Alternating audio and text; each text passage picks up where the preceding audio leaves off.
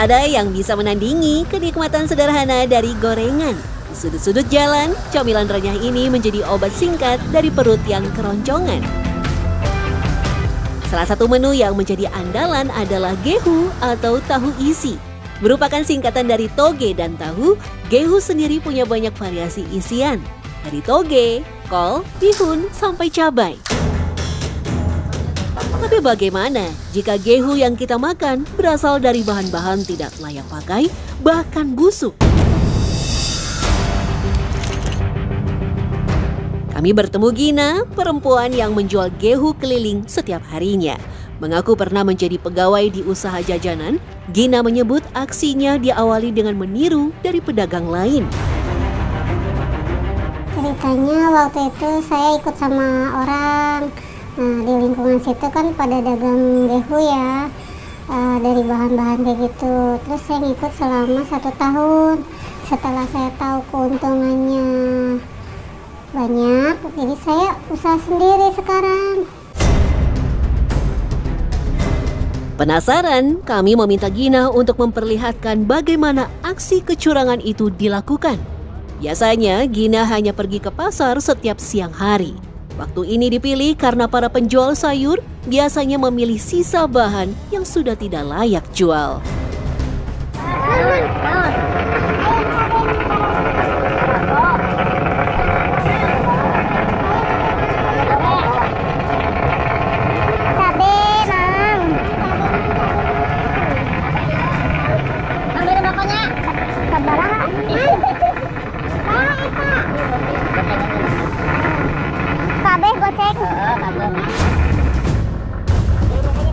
Tak hanya membeli, Gina juga tak segan meminta sayuran yang terlihat berserakan di atas tanah.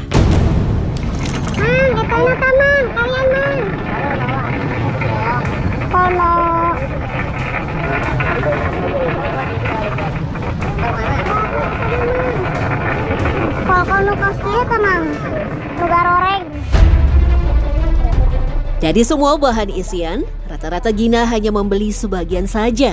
Lainnya, ia bisa dapatkan gratis dari meminta ataupun mengambil dari tempat sampah. Ini kalau yang tadi beli di pasar ya Teh ya? Iya Mbak. Itu tadi beli di pasar itu, kalau kayak gini berapa dijualnya Teh? Biasanya sih kalau dibayarin abangnya suka nggak mau, suruh diambil aja. Karena udah dipakai gitu? Iya. Tapi nggak pernah ada yang disuruh bayar meskipun berapa? Nggak ada. Mereka bilangnya udah ambil aja Teh. Gratis berarti ya Teh? Nyaris tak ada aroma segar dari bahan yang dipakai Gina. Kol dengan warna yang kecoklatan di beberapa bagian dan juga cabai yang sudah terlihat hitam. Kan karena kalau cabai ini rawan dihinggapi hewan gitu kan Teh biasanya. Kita tuh gimana? Ya kita cuci dulu aja. Nanti kita rebus cabainya. Nanti hewan-hewan itu pada mati. Kalau yang bagian hitam-hitamnya itu kan tuh ada yang hitam-hitam gitu. Ya, nanti kita potongin aja seperti ini. Jadi bersih kan. Bau asam juga tercium dari toge dengan bagian akar yang terlihat sangat kuning. Oh ini ngambilnya bener dari tempat sampah itu Teh tadi? Iya, soalnya pedagangnya kalau nggak habis kita suka dibuang. Ya saya ambil aja karena masih bagus, masih bisa dikonsumsi. Tapi kan kayak kotor gitu Teh dari tumpukan-tumpukan sampah gitu. Nanti kan kita cuci Mbak ini, nanti kotorannya jadi pada hilang.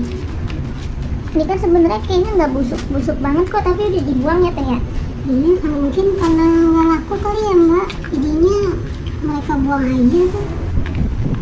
Ya saya ambil aja daripada sayang kalau beli. Setelah dicuci, Gina kembali menyortir lagi agar sayur benar-benar bebas dari bagian yang busuk. Kalau nggak dipilih-pilih kayak gini tuh nanti dia kelihatan ya atau kerasa gitu ya? Keras. Udah gitu kelihatan, udah gitu kerasa asam nanti dia. Berarti yang kepakainya jadi sedikit dong teh, bisa dibilang. Iya, sedikit. Lumayan benar.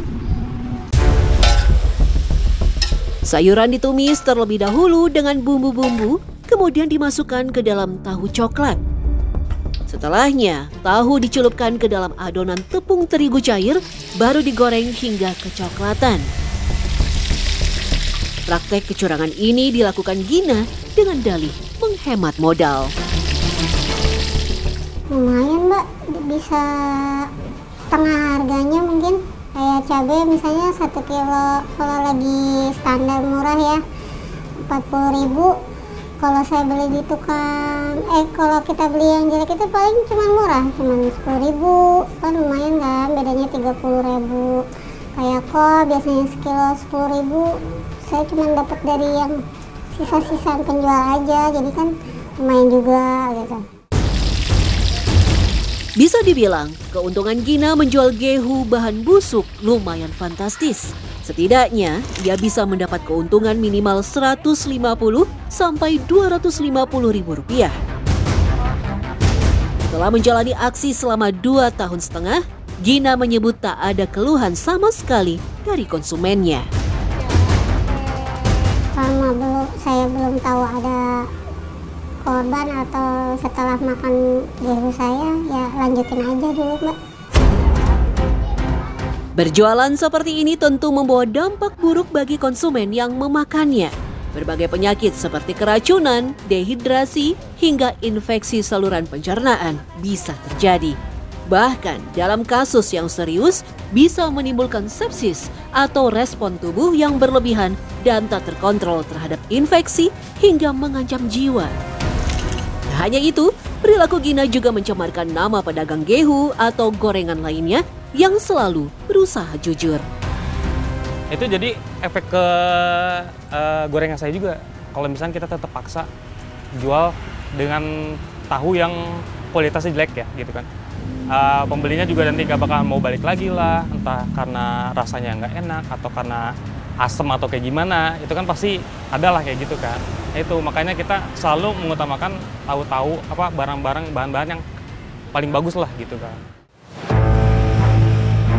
Untuk menghindari hal ini terjadi, kita sebenarnya bisa membedakan mana gehu yang menggunakan bahan segar dan bahan tak layak pakai. Bahkan ciri-cirinya bisa dilihat secara kasat mata. Dari sayuran biasanya tuh lebih ke warna sih ya. Warnanya lebih gelap biasanya. Jadi ketika digoreng itu pasti lebih gelap dibandingkan kalau misalkan sayurnya itu yang fresh. Ketika digoreng gelap jadinya. Karena itu tuh sayurannya nggak fresh. Jika sempat dimakan dan ada rasa aneh, asam dan sedikit berlendir, biasanya itu juga menjadi ciri-ciri gehu berbahan isian busuk. Sebagai konsumen, kita diwajibkan cermat dan waspada dalam memilih jajanan kaki lima. Bagaimanapun juga, urusan kesehatan jangka panjang lebih penting daripada lapar semata.